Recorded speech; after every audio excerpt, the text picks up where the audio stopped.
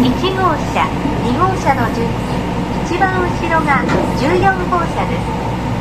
1号車から7号車がサンライズ瀬戸号、8号車から14号車がサンライズ出雲号です。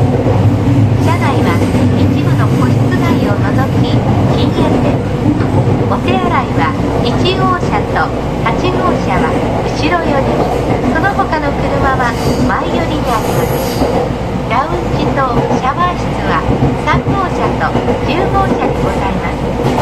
シャワー室をご利用の際はあらかじめ3号車、10号車にございます自動販売機にてシャワーカードをお求めください。個室を離れる場合は盗難防止のためルームキーをご利用ください。ルームキーは暗証番号式となっております。この列車では車内販売の営業は不定しておりません。ご了承ください。車内でできました必要なものはデスクにありますくず物入れにお捨てくださいますよう車内理解にご協力をお願いします。次は横浜です。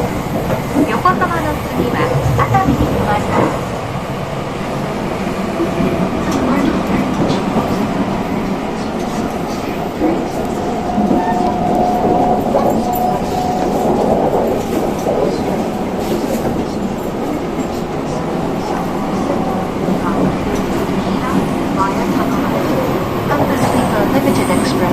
Sunrise East bound for Izumo City.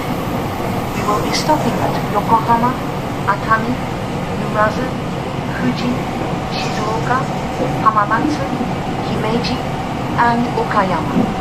At Okayama, Sunrise Seto will be uncoupled from Sunrise East. After leaving Okayama, Sunrise Seto will be making stops at Kojima, Sakai, Takamatsu, Yamatsu, Zensuji, and Kotohira Terminal.